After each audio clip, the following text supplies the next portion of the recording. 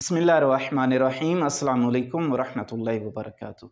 अज़ीज़ानी मोहतरम, आज हमारी गुफ्तगू है कि जो शख्स मुजनब हो जाता है उसके ऊपर गुस्ल वाजिब हो जाता है, उसके बाद उसका पसीना निकलता है गुस्ल करने से पहले पहले, तो उसके पसीने के बारे में क्या हुक्म है। इसी तरह जो शख्स लिबास पहनकर हम बिस्तरी करता है और हम बिस्तरी के बाद अगर उसी लिबास से नमाज़ पढ़ना चाहता है तो क्या उस लिबास से नमाज़ पढ़ सकता है या नहीं पढ़ सकता है, इसको ज़रा तफसील से बयान करते हैं। एक शख्स है, उसको इत्लाम हो जाता है और इत्लाम के बाद बदन से निकलने वाला जो पसीना होता है उसके बारे में क्या हुक्म है।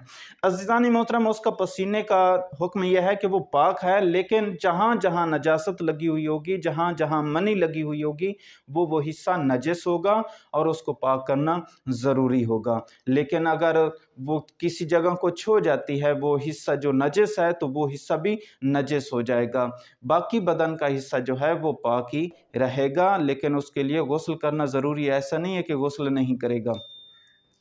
क्या खुद को मुजनब करने के वाले का पसीना नजस होता है या नहीं होता। एक शख्स है अपने साथ छेड़छाड़ करता है या फिर हम बिस्तरी करता है या फिर और काम हराम काम में मुलव्वस होता है, तो उसका पसीना नजस नहीं होता है, पाक होता है अजीज़ानी मोहतरम। लेकिन जहाँ जहाँ मनी लगी हुई होगी, नजासत लगी हुई होगी, वो हिस्सा नजस रहेगा, बाकी हिस्सा उसका पाक होगा, लेकिन उसके लिए गुस्ल करना वाजिब है।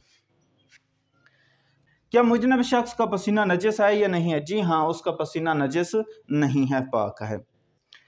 जहाँ हम बिस्तरी की है वो जगह नजस हो जाती है या नहीं होती। अज़ीज़ानी मोहतरम, जहाँ हम बिस्तरी की गई है, जिस बिस्तर पर हम बिस्तरी की गई है, अगर उसके ऊपर नजासत नहीं लगी है तो वो नजस नहीं है। लेकिन जहाँ जिस हिस्से में नजासत लगी हुई होगी वो हिस्सा नजस होगा, बाकी हिस्सा पाक होगा, और उसी हिस्से को पाक करना ज़रूरी है, बाकी हिस्से को पाक करना ज़रूरी नहीं है। पूरा बिस्तर नजस नहीं हो जाता है।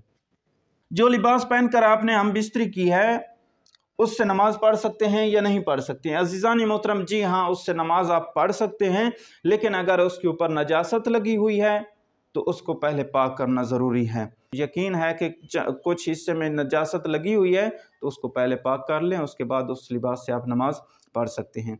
अज़ीज़ानी मोहतरम, अगर कोई आपका सवाल हो तो वो मुझे कमेंट में कर सकते हैं, इंशाअल्लाह उसका तफसीलन जवाब दिया जाएगा। अस्सलामु अलैकुम वरहमतुल्लाहि वबरकातुहू।